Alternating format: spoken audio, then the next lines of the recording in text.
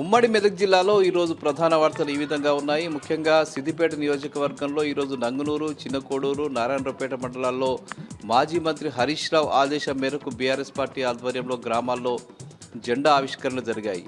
ముఖ్యంగా గ్రామాల్లో బీఆర్ఎస్ పార్టీని మరింత బలోపేతం చేసే లక్ష్యంగా మాజీ మంత్రి హరీష్ రావు ఆదేశం మేరకు బీఆర్ఎస్ పార్టీ శ్రేణులు జెండా ఆవిష్కరణ కార్యక్రమాలు చేపడుతున్నాయి. అందులో భాగంగా ఈరోజు నారాయణరావుపేట మండలం గుర్రాలగుంది గ్రామంలో జెండా ఆవిష్కరణ కార్యక్రమం జరిగింది. ఈ కార్యక్రమానికి ఇన్ఛార్జిగా వ్యవహరిస్తున్నటువంటి సిద్దిపేట మాజీ మున్సిపల్ చైర్మన్ కడవేరు రాజనర్స్తో పాటు పలువురు నాయకులు పాల్గొన్నారు. అదేవిధంగా మండలానికి సంబంధించిన బీఆర్ఎస్ పార్టీ ముఖ్య నాయకులు కూడా ఈ కార్యక్రమంలో పాల్గొని పెద్ద ఎత్తున గ్రామాల్లో ర్యాలీ నిర్వహించారు, జెండా ఆవిష్కరణ చేశారు.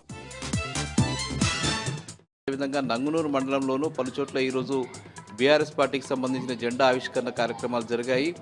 రానున్న స్థానిక సంస్థల ఎన్నికల్లో విజయదుందుభి మోగించే లక్ష్యంగా గ్రామాల్లో బీఆర్ఎస్ పార్టీని పెద్ద ఎత్తున బలోపేతం చేయడంతో పాటు కాంగ్రెస్ పార్టీకి సంబంధించిన ప్రభుత్వ వైఫల్యాలను ప్రజల్లోకి తీసుకువెళ్లే లక్ష్యంగా ఈ కార్యక్రమాన్ని కొనసాగుతూ ఉన్నది. ముఖ్యంగా మాజీ మంత్రి హరీష్ రావు ఆదేశాల మేరకు ఈ కార్యక్రమం కొనసాగుతుంది. సిద్దిపేట నియోజకవర్గం అంతా కూడా పెద్ద ఎత్తున బీఆర్ఎస్ పార్టీ ఈ కార్యక్రమాన్ని చేపడుతోంది.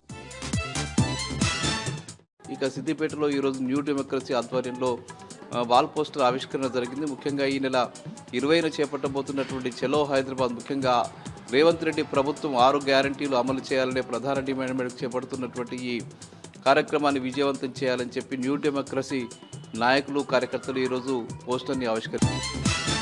ఇక ఉమ్మడి జిల్లా వ్యాప్తంగా ఈరోజు మాజీ సర్పంచ్ల అరెస్టులు కొనసాగాయి. ముఖ్యంగా చెలో సెక్రటేరియట్, మంత్రుల ఇండ్ల ముట్టడి కార్యక్రమంలో భాగంగా సిద్దిపేట జిల్లాతో పాటు అటు సంగారెడ్డి జిల్లాలో కూడా అరెస్టులు కొనసాగాయి. సంగారెడ్డి జిల్లా జహీరాబాద్, నారాయణఖేడ్ ప్రాంతాల్లో మాజీ సర్పంచ్లను పోలీసులు ముందస్తుగా అరెస్ట్ చేసి హైదరాబాద్కు వెళ్లకుండా అడ్డుకున్నారు. పోలీస్ స్టేషన్లకు తరలించి వాళ్లను నిర్బంధించారు.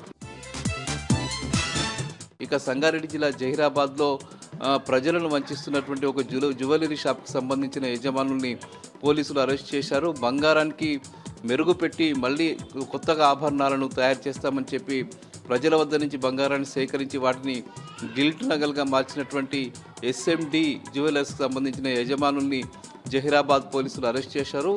వారు సుమారు ప్రజల వద్ద నుంచి 20 లక్షలు విలువ చేసే బంగారాన్ని సేకరించినట్టుగా పోలీసులు గుర్తించారు. వాళ్ళ మీద కేసులు నమోదు చేసి బాధితులకు బంగారాన్ని ఇప్పించే క్రమాన్ని పోలీసులు